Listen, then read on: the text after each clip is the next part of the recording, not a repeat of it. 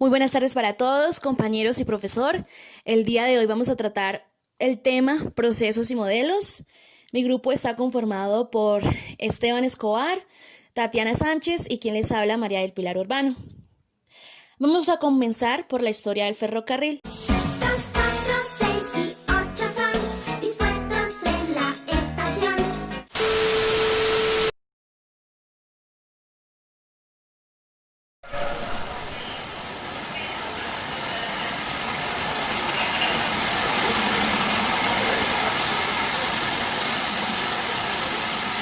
La idea de fomentar el ferrocarril sucedió en Estados Unidos a últimas décadas del siglo XIX.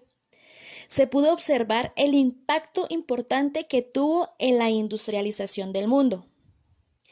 El fin de la construcción de los ferrocarriles era crear un sistema vial para la conexión entre países de una manera más rápida, eficaz y puntual, proporcionando así el transporte de materias primas y productos de manufactura.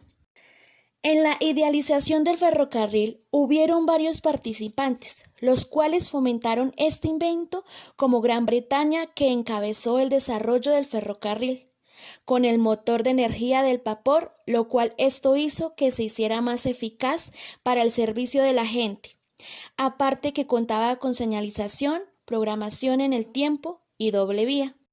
Su apertura de línea ferroviaria fue entre la ciudad de Liverpool y Manchester, Inglaterra, en 1830. Tuvo una ceremonia importante, donde se dio por nombre a esta la Estaca de Oro en Estados Unidos por otra generación. Debido a la impactante acogida de este sistema vial, el capitalismo carbonífero y hierro fue la materia prima que más se comercializó, teniendo una gran alza para los que manejaban estos recursos, estimulando así nuevos mercados, empleos y creación de comunidades.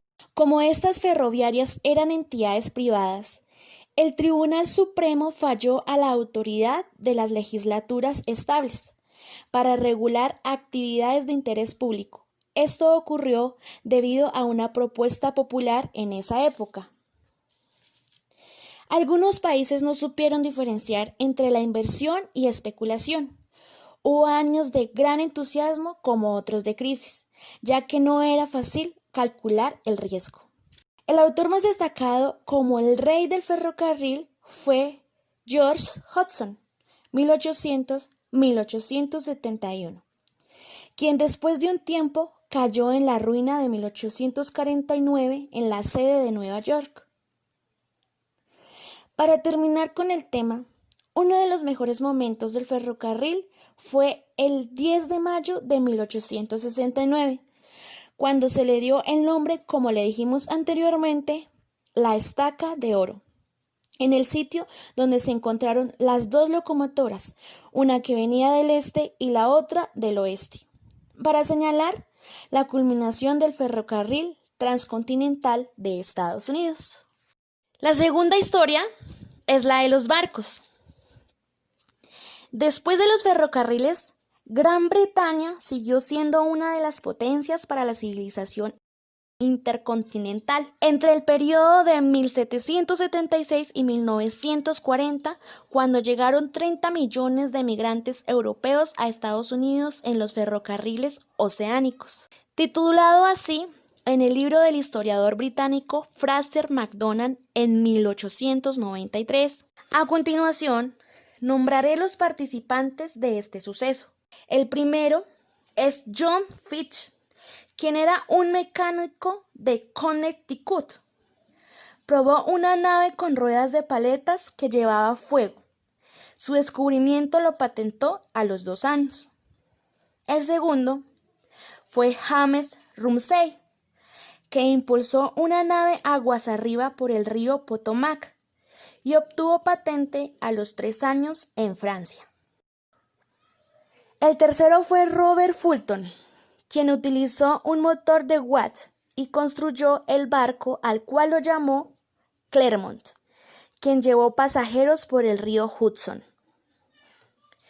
El cuarto fue el coronel John Stevens, que nombró al barco Poenic el primero que realizó un viaje oceánico que cubrió 20,8 kilómetros en tren Hoboken y Filadelfia en el año 1809.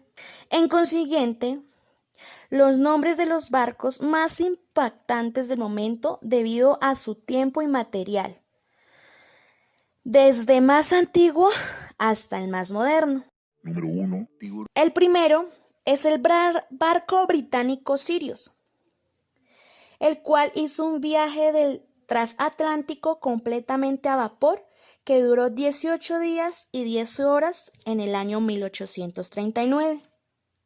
El segundo fue el barco Great Nestene, que duró 15 días y 10 horas en el mismo viaje. 4 años después, el príncipe Alberto lanzó el gran barco Great Britain, hecho en hierro con propulsión a hélice, el cual duró 14 días y 21 horas. Después viene el barco Great Eastern, quien fue construido por el autor Brunel. Tuvo una máxima publicidad de prensa por haber cruzado el Atlántico y dejar instalado el primer cable de transatlántico. Por último, en 1881 construyeron el barco de acero y el primero equipado con luz eléctrica, el cual fue un fenómeno que tuvo un cambio tecnológico, industrial y comunicacional para la historia.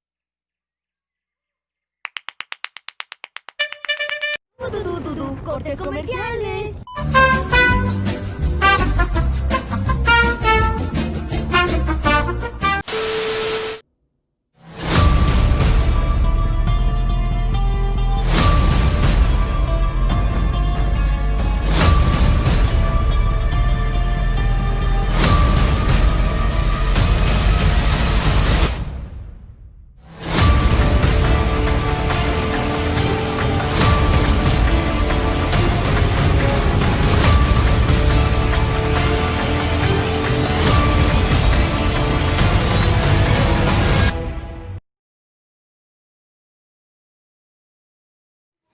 El correo.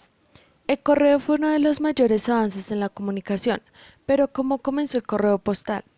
A través de las zonas horarias llevaban correos a modo de comunicación de modo nacional como también internacional. A finales del siglo comenzaron a llevar tarjetas postales.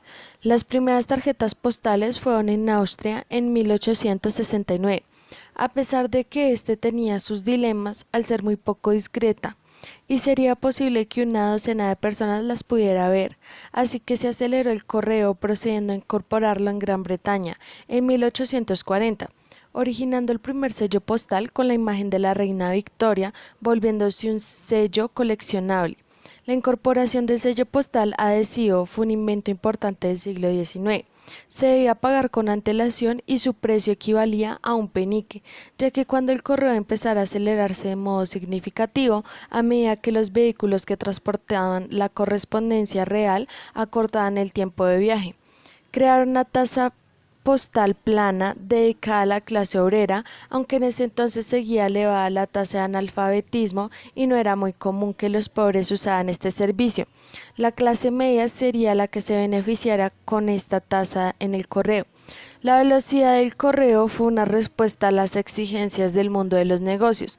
Estados Unidos no imprimió su primer sello postal hasta que en 1853, año en que se terminó la línea ferroviaria que unía Chicago y Nueva York, pero desde el primer momento fue un correo barato. Entre 1886 y 1901, duplicó a 7.400 millones la cantidad de piezas transportadas. En 1874, con Gran Bretaña como miembro fundador, se creó una Unión Postal General, la cual sería llamada Unión Postal Universal. El telégrafo.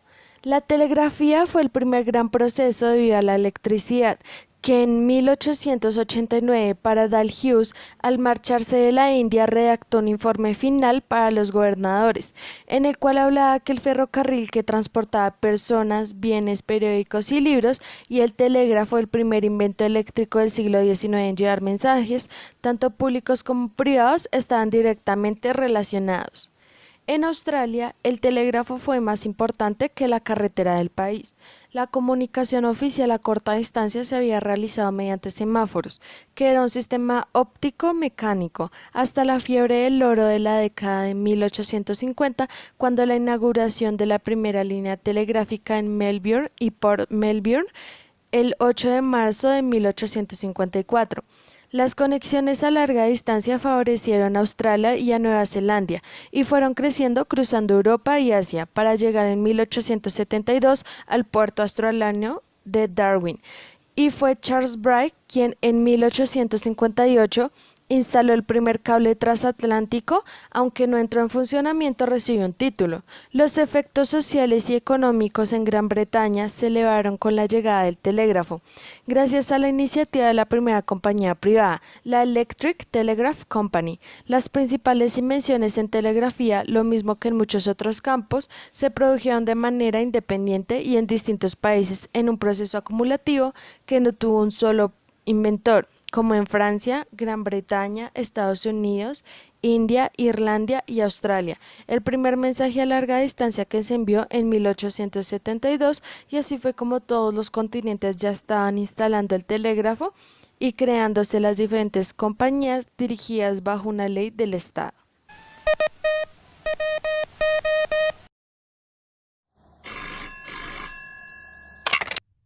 Esperen, ¿me están diciendo que así suena el primer teléfono? Yo pensé que sonaba algo así.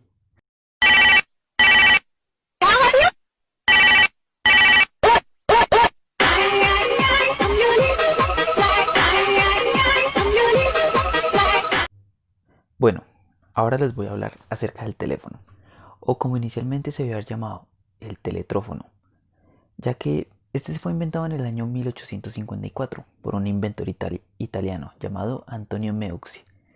Lo construyó inicialmente para poderse comunicar con su esposa, la cual se encontraba discapacitada por una enfermedad.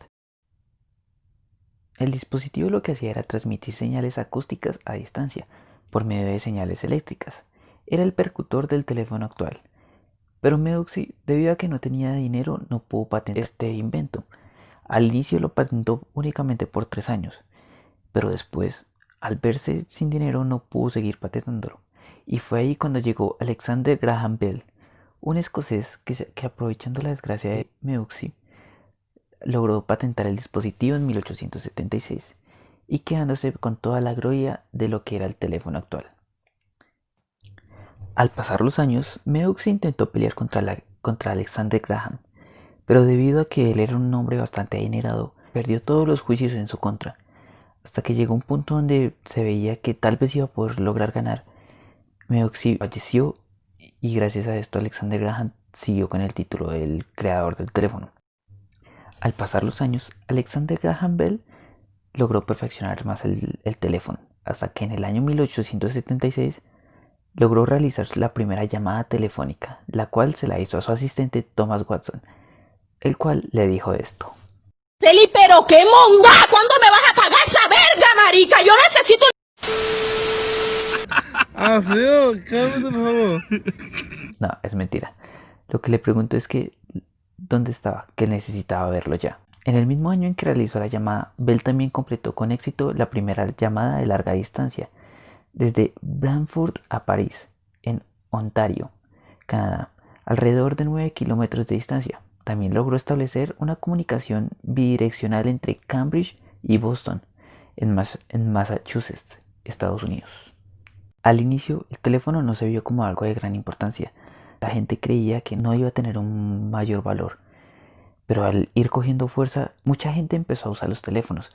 No únicamente empresarios, sino que también en los hogares. Se empezó a convertir en uno de los elementos importantes en todo hogar. Y ya después de muchos años, prácticamente hasta la actualidad, no fue hasta en el año 2002 en el que el Congreso de Estados Unidos aprobó el reconocimiento de Antonio Meucci como el inventor del teléfono, por lo que se dieron cuenta que Graham Bell lo que hizo en verdad fue robar el invento y aprovecharse de su fama. Él se volvió bastante rico mientras que Bell era una persona bastante pobre. Y eso es todo acerca del teléfono. El gramófono. Antes de inventar el gramófono existió el fonógrafo, invento del señor Thomas Edison, el cual consistía en transmitir imágenes y música en la década de los 70, aunque él se enfocó más en las palabras y la música. En su momento también existió un personaje que se dedicaba a la fonografía. Su nombre era Nadar, quien le dio a conocer a Edison una cajita acústica que producía sonidos, la cual era una cámara oscura que fijaba imágenes, y a esta le dieron el nombre del fonógrafo.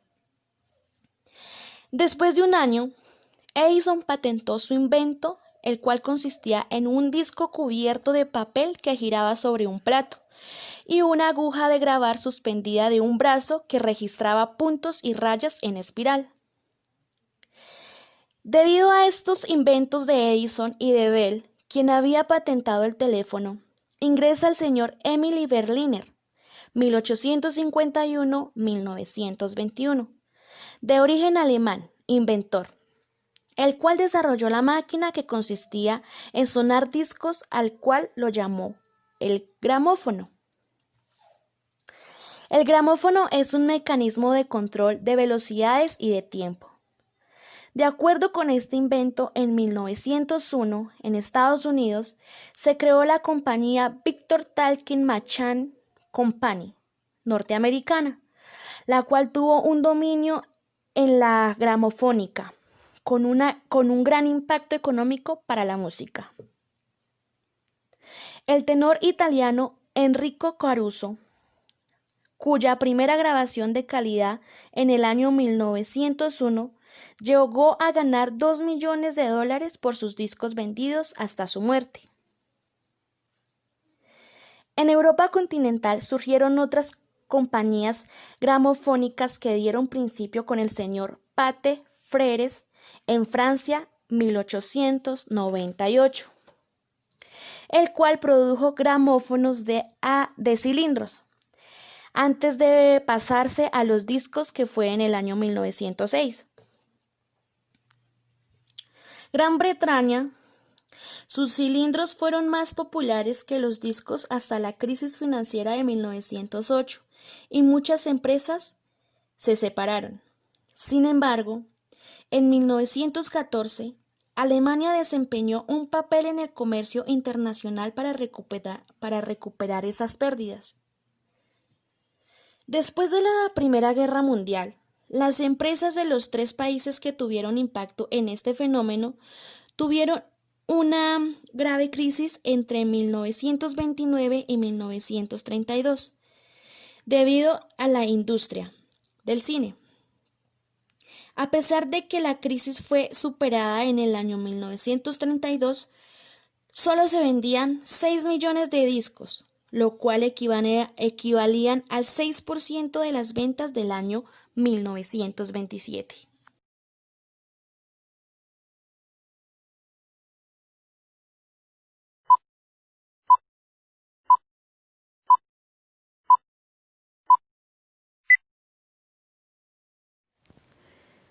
El cine y televisión. El desarrollo del cine y televisión depende de las cámaras. La cámara del siglo XIX se desarrolló primero en Francia y en Gran Bretaña y luego, de una manera revolucionaria, en Estados Unidos. Louis Daguerre, contratado en 1829, quien desarrolló en 1839 las primeras imágenes fotográficas precisas que él llamó daguerrotipos. Así fue como se empezó a hacer famosas las fotografías alrededor de los países y nacer los fotógrafos, ya que todo se basaba desde las imágenes. La introducción de la imagen en movimiento en el cine fue mayor cambio tecnológico. El primero que utilizó con éxito una secuencia de cámara para producir la sensación de movimiento, quien había tenido muchos intentos frustrados, fue Edward Muybridge, con su serie cronofotográfica de Caballos en Movimiento, tomadas en 1872. Era W. Paul, que comenzó su vida cinematográfica con la duplicación del kinescopio Edison, por entonces no patentado en Inglaterra, produjo un filme de 26 segundos sobre el día del Derby.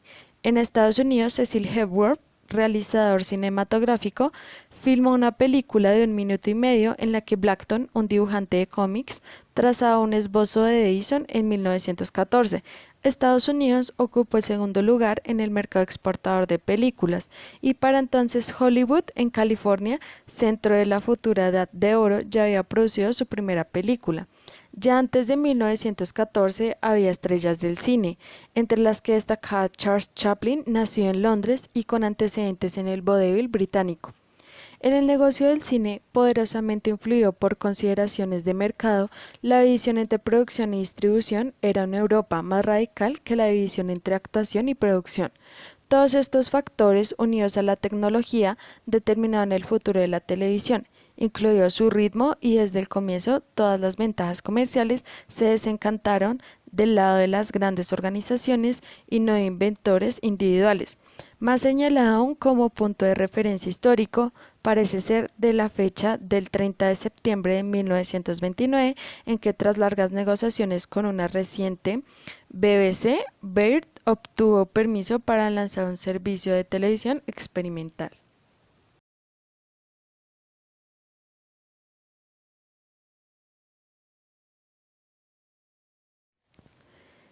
El cine y televisión.